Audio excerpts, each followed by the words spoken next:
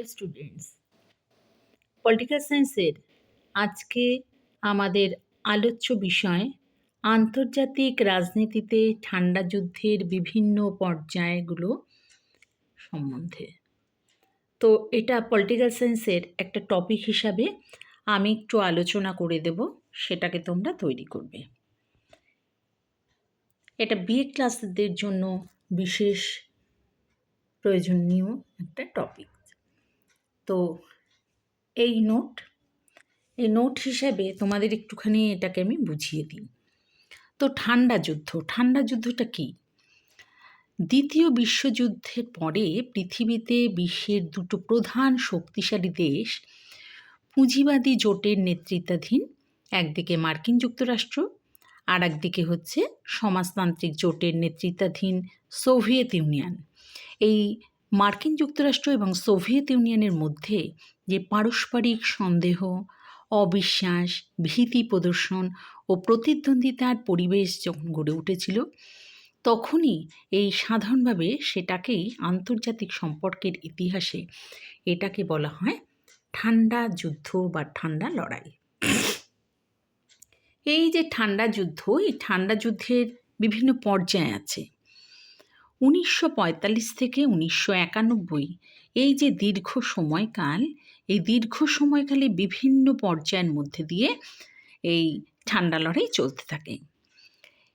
এখানে প্রথম যে পর্যায়টা সেটা হলো 1945 থেকে 1950। এই সময় পূর্ব ইউরোপের বিভিন্ন রাষ্ট্রে যে সমাজতান্ত্রিক সরকারের প্রতিষ্ঠায় মার্কিন যুক্তরাষ্ট্রের মনে ভীতির কারণ হয়ে উঠেছিল।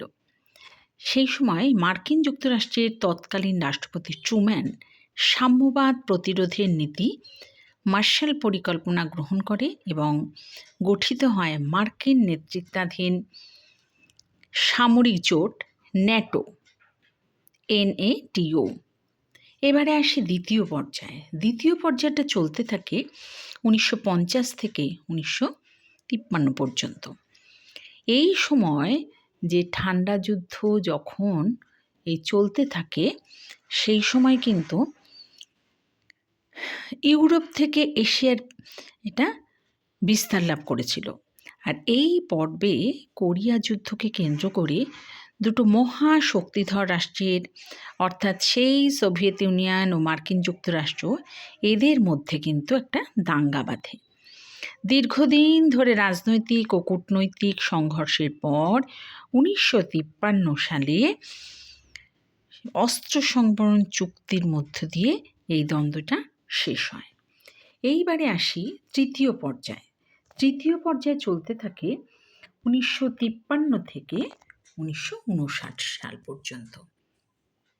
এবার এই সময় পশ্চিম এশিয়া ও ইউরোপের সর্বত্র চারিদিকে প্রসারিত হয় এই ঠান্ডা লড়াই। এই সময় এই পর্যায়ে যে মার্কিন যুক্তরাষ্ট্র ও দক্ষিণ পূর্ব এশিয়ার অনুগামী কয়েকটি দেশকে নিয়ে SEATO এবং পরে সেটা CENTO এই জোটগুলো গঠন করে।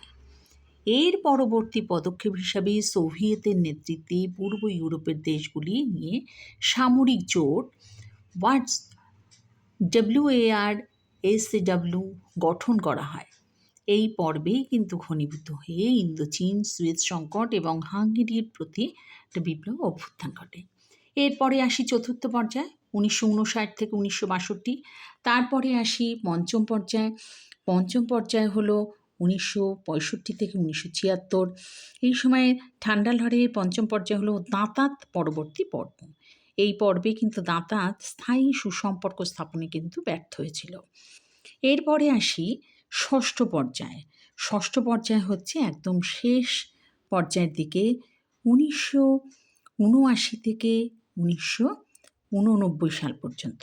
ঠান্ডা লড়াইয়ের শেষ পর্যায়ে সোভিয়েত আফগানিস্তান অভিযানকে কেন্দ্র করে আন্তর্জাতিক রাজনীতিতে পুনরায় উত্তেজনার পরিস্থিতি সৃষ্টি হয়। আর অপরদিকে সোভিয়েত অ্যাগ্রেশন প্রতিরোধে পারস্য উপসাগরীয় অঞ্চল ঘিরে মোতায়েন করা হয় দ্রুত কার্যক্রম মার্কিন সামরিক বাহিনী। স্বাভাবিকভাবেই পরিস্থিতি ক্রমশ জটিল হয়ে উঠতে থাকে।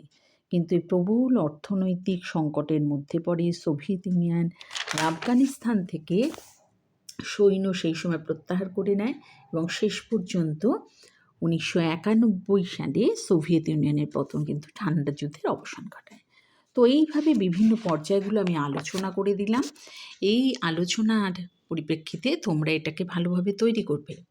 এটা হলো পলিটিক্যাল সায়েন্সের একটা টপিক, আন্তর্জাতিক রাজনীতিতে ঠান্ডা যুদ্ধের বিভিন্ন পর্যায়গুলো।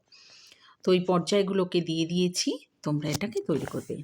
আর এখানে আমার হোয়াটসঅ্যাপ নাম্বার দিলাম, এই হোয়াটসঅ্যাপ নাম্বারে যদি কিছু তোমাদের জিজ্ঞাসা থাকে তো জিজ্ঞাসা করতে পারো। 8777569467 এটা হলো আমার হোয়াটসঅ্যাপ নাম্বার।